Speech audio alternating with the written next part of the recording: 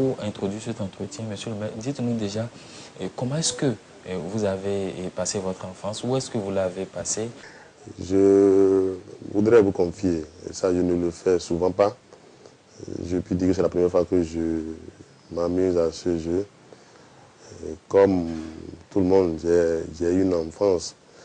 Est-ce qu'elle était heureuse, est-ce qu'elle était malheureuse? J'avoue que je ne le sais pas. Ce que je retiens simplement, c'est que je n'ai pas eu la chance de vivre avec mes parents pendant longtemps. Mes parents sont là, mes parents vivent. Mais mon papa a des principes. Et il estime qu'un garçon qui reste en famille avec sa maman est souvent trop choyé. Et pour mon papa, quand vous êtes garçon, il faut aller en aventure.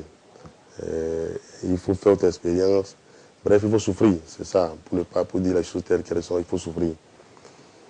Et donc, dès le bas âge, déjà à l'âge de 6 ans, après que j'ai fait l'école publique primaire de Wiho, en maternelle là, à Wiho là, à Cotonou. Et 2 ans après, mon papa a voulu que je quitte parce que ma maman est vendeuse dans l'école.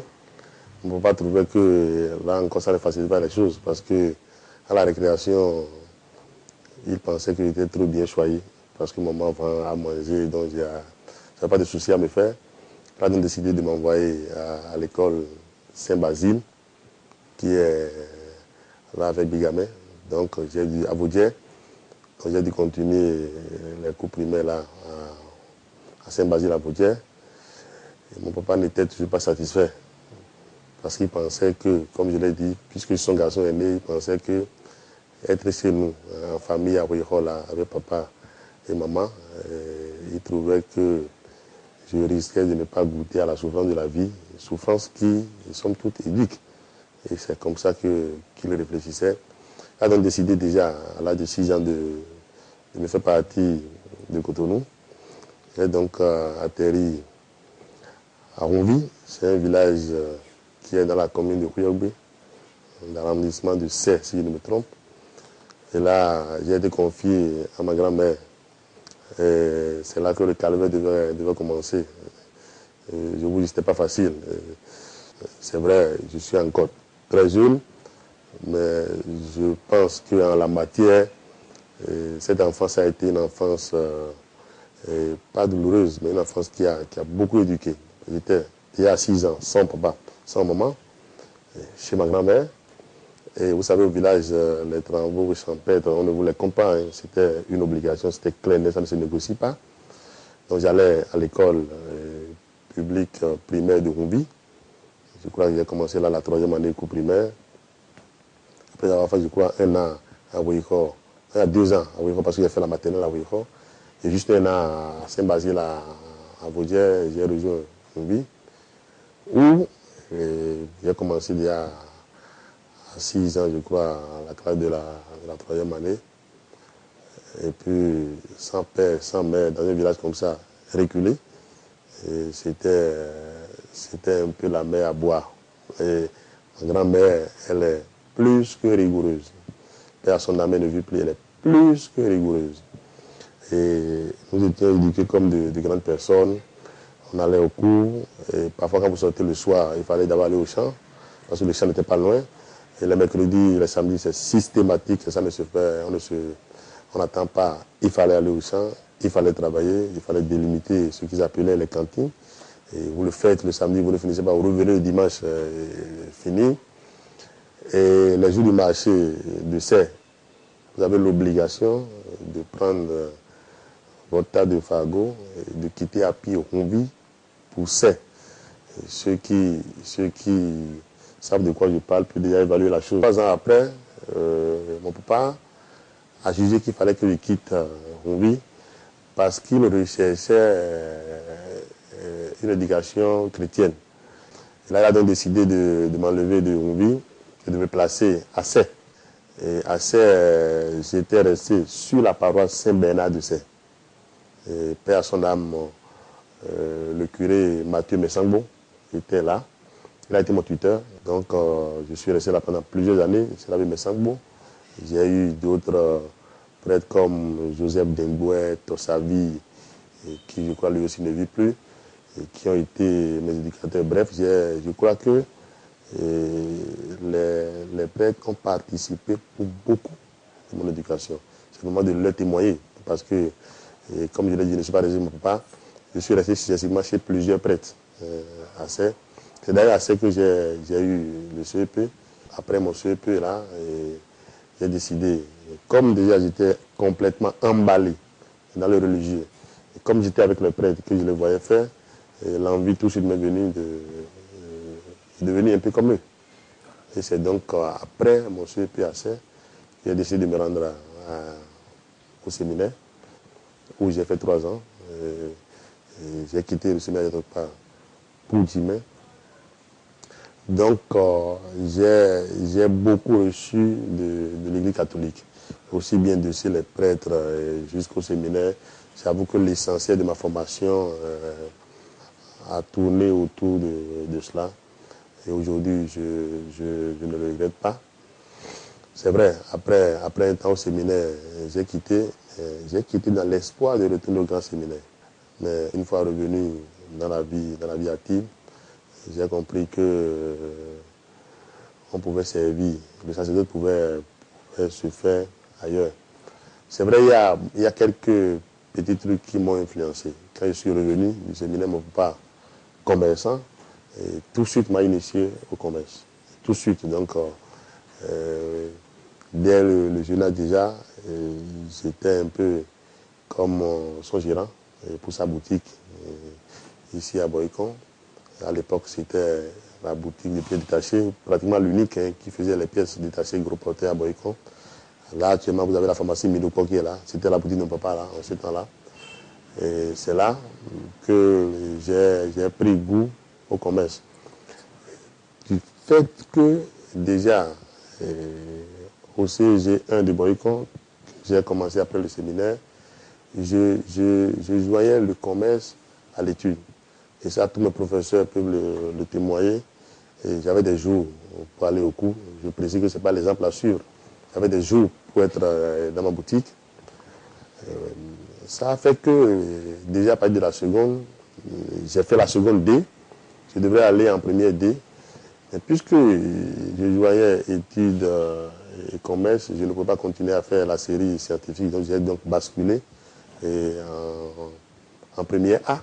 Parce que là encore, j'avais assez de rudiments pour avoir fait devoir en littérature, donc je ne me faisais aucun souci. Voilà, je ne me faisais aucun souci. Et donc là même, sans presque aller au cours, je m'en sortais. Que ce soit en français, en philo, j'avais aucune difficulté, je m'en sortais. Ce qui m'a permis d'avoir mon bac A. Mais j'avoue que déjà, à partir de la première, j'avais déjà moi seul, en ce moment-là, élève. J'avais déjà 2 à 3 boutiques à mon actif, où j'avais des gens qui étaient dans mes boutiques, que j'exploitais, que je pillais. C'était en première. Je vais vous raconter quelque chose qui va vous faire rire.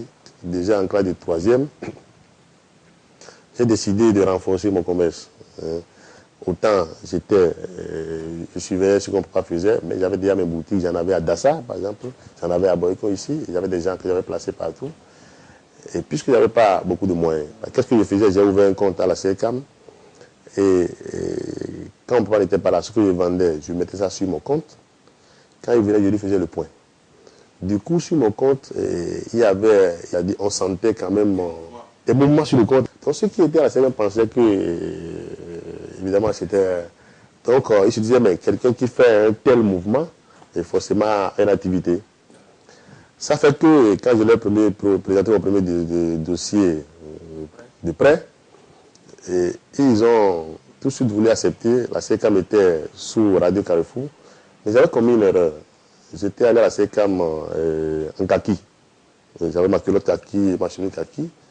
Et ils ont dit, mais quoi? J'ai dit, bon, c'était pour faire un prêt. J'avais demandé à l'époque 600 000 francs. Et ils ont dit, mais comment? Vous êtes... J'ai dit, non. Je suis encore élève. Ils ont dit, mais on ne fait pas un prêt à un élève.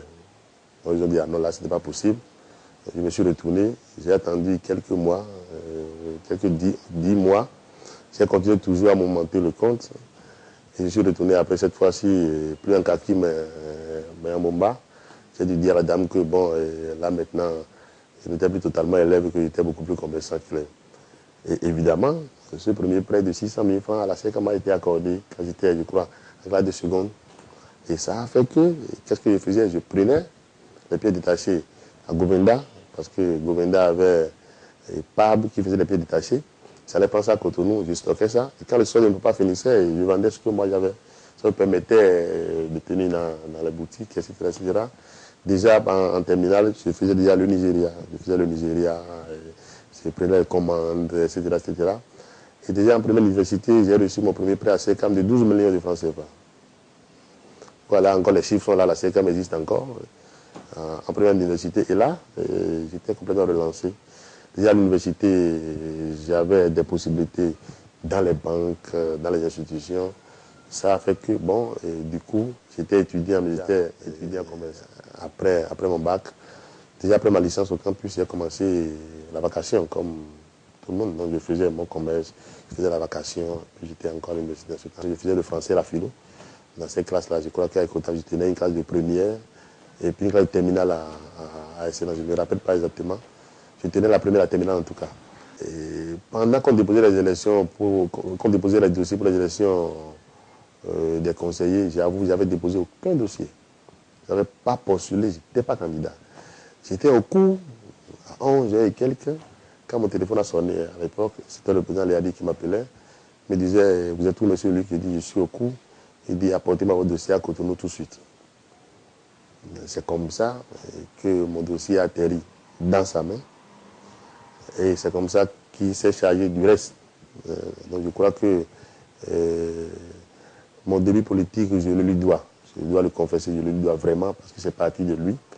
Et c'est comme ça que nous avons démarré. On est allé aux élections où j'ai été élu conseiller, j'ai été élu premier adjoint au maire, et dans un conseil où j'étais le plus jeune. Parce qu'à l'époque, j'avais dans les 28 ans à l'époque. Le maire déjà approchait les 70 ans, donc c'était le premier adjoint, j'étais le plus jeune du conseil. On a donc fait 3 ans ensemble. Le maire a été élu après député. Le maître Maraga, paix à son âme, il ne vit plus. Et là, j'ai pris les rênes de la mairie pendant quelques mois. J'ai repris les élections, j'ai été réélu maire. Quelques temps après, j'ai été élu député. J'ai cédé mon siège à mon suppléant et je suis revenu à la mairie.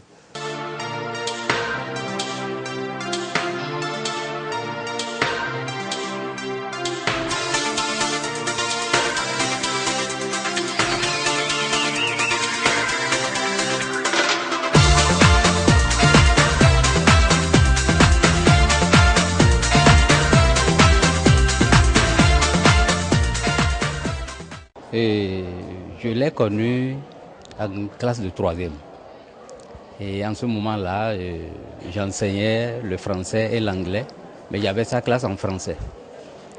Et au début de l'année, bon, je ne le connaissais pas. Mais il a fallu la première évaluation pour qu'il me marque positivement. Comment? Après avoir corrigé les copies, j'ai voulu faire le compte rendu. Et en ce moment-là, c'était juste après l'année blanche. Donc les effectifs dans les classes n'étaient pas pléthoriques. Donc les professeurs avaient le temps de classer les copies et d'ordonner par ordre de grandeur croissant ou décroissant, ça dépend. Bon, moi, je faisais souvent l'ordre croissant. Et j'ai fini de corriger les copies. Je viens en classe, je commence par remettre les copies et c'était la meilleure note. J'étais obligé de lire la copie à toute la classe. Ça, c'était la première évaluation. Deuxième évaluation, c'était la même chose. Donc, je me suis dit, celui-là, vraiment, mes prédécesseurs qui l'avaient encadré avaient fait un travail excellent. Les relations entre le maire Louis Catropo et notre collège sont de très bonnes relations. La chance que nous avons ici, il se fait que le maire a été élève ici. C'est le seul collège qu'il a eu à faire dans le Sou et il est sorti d'ici. quand il est revenu ici, d'abord en tant que fonctionnaire dans la région et ensuite maire de la mairie, n'a jamais oublié le CG1. Et ce n'est pas seulement le CG1, les CG de la commune de Boycon.